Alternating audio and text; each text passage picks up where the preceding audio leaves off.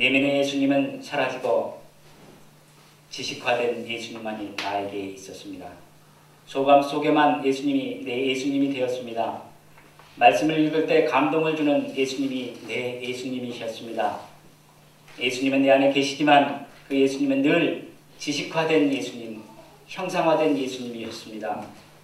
생명력이 없는 예수님이 내 안에서 무슨 역사를 이루어 가겠습니까? 그 역사는 곧 교만의 역사입니다. 상처를 주는 역사입니다. 남에게 고통을 더해주는 역사입니다.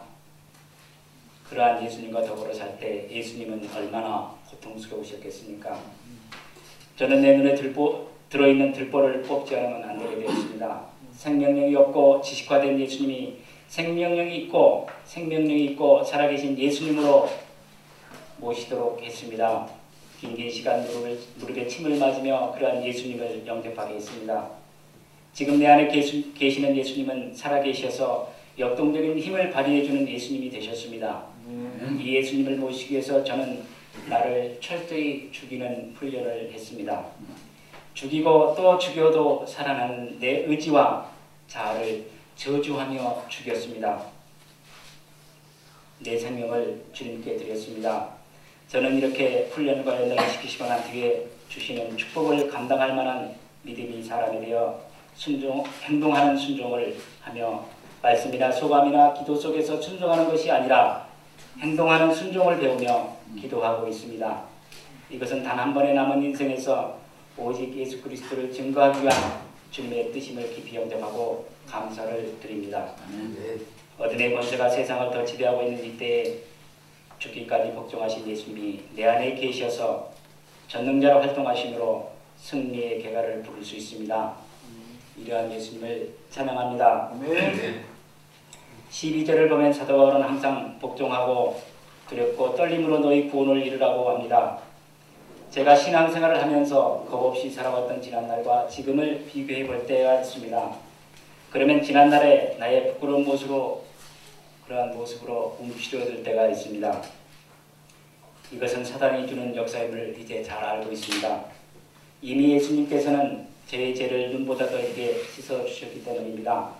더 이상 가슴치며 통곡하는 회개만 하고 있을 수 없습니다. 이렇게 생각하면 저는 모든 것이 다 이루어졌구나 하고 생각하게 됩니다. 그러나 그것은 결코 아닙니다. 사도 바울은 내가 다 이루었담도 아니고 오직 아직도 나의 달려갈 길을 달려간다고 했습니다. 저는 매일 세수를 하고 때에 따라서는 샤워도 하고 때로는 목욕탕 가서 묵은 때도 벗겨냅니다. 제가 여러분과 함께 살고 있는 이 시대는 사단이 지배하는 죄악된 세상입니다. 언제 어느 때 죄악에 물들지 모릅니다. 저는 이러한 자신을 보게 됩니다. 영적인 세수도 하고 영적인 샤워도 하고 영적인 묵은 때도 벗겨내야 합니다. 그래서 늘 수시로 기도합니다. 길 가다가도 버스 안에 앉아서도 쉴 수 없이 기도합니다. 어떤 때는 예수의 피로 제삼을 받았다고 외칠 때는 사단의 역사가 심할 때 그런 기도를 합니다. 말씀을 묵상하고 수시로 말씀을 듣고 다닙니다. 이러한 삶을 하지 않으면 또 이렇게 살지 않으면 내가 주님의 사랑을 받는 종이 되었다고 해도 그것은 곧 사단의 밥이 되어버리기 때문입니다. 그래서 바울은 항상 복종하여 두렵고 떨림으로 너희 구원을 이루라고 권면하고 있습니다. 매일 성공하는 삶을 살고자 기도합니다. 저는 또 이렇게 기도합니다. 혼자 사는 것보다 동역자가 있었으면 좋겠다. 물론 이 세상에서 예수님 다음으로 사랑하는 나의 동역자가 힘이 되어줍니다. 그러나 더 많은 동역자가 있게 해달라고 기도합니다. 그 찬양 소리에 모든 무리가 쳐다보고 합류하고자 하는 욕심을 내도록 큰 소리로 찬양할 동역자를 구하는 기도를 하고 있습니다. 저에게 주신 예수님의 소망을 압니다. 그리고 그 소망이 내 의와 열심과 노력으로 이루어지지 않는다는 것도 알고 있습니다. 우리 13절을 한번 함께 읽어보도록 합시다. 13절입니다. 시작.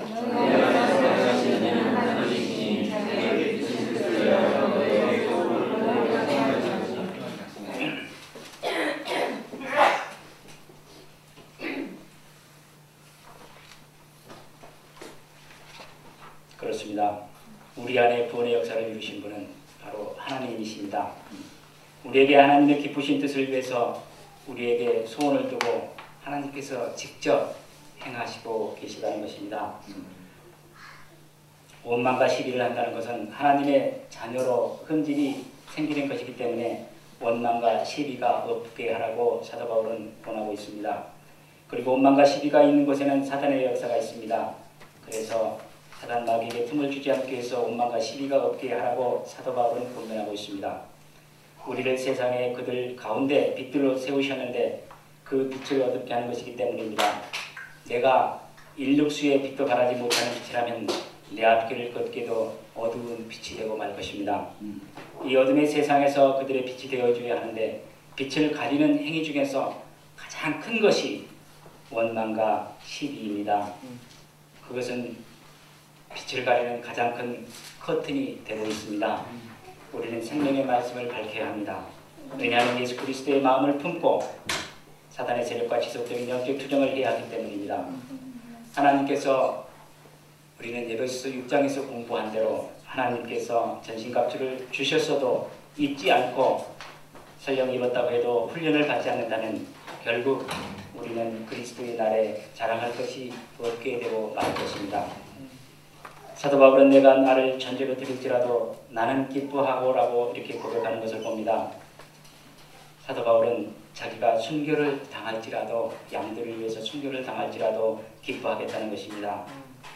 저는 이 어두운 세상에서 작은 빛이라도 되어서 내 주위라도 밝히는 빛이 되고자 기도를 합니다. 그런데 이제는 그 기도도 하지 않습니다. 왜냐하면 저는 주님께서 내게 생명을 주시고 성령을 충만케 해주시지 않으면 죽은 것이나 다른 것이 때문인 것을 알고 있습니다. 앞도 못 보는 제가 주님 달려가겠습니다 이렇게 하는 것과 같기 때문입니다. 넘어지고 깨어지고 상처투성이의 역사는 지나간 대로 족한 줄을 알기 때문입니다. 주님께서 쓰실 것을 믿고 쓰임받을 만한 자가 되려고 기도하고 준비합니다. 29절에서 30절까지 이것은 동역자를 소중히 하라는 그런 내용입니다.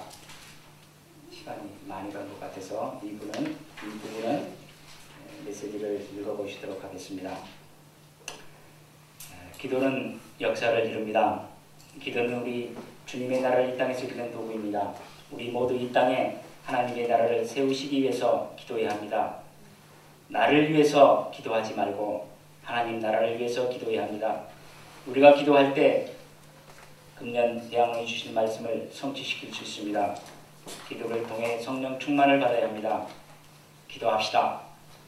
센터에서 가장 아름다운 소리는 넘치는 기도 소리입니다.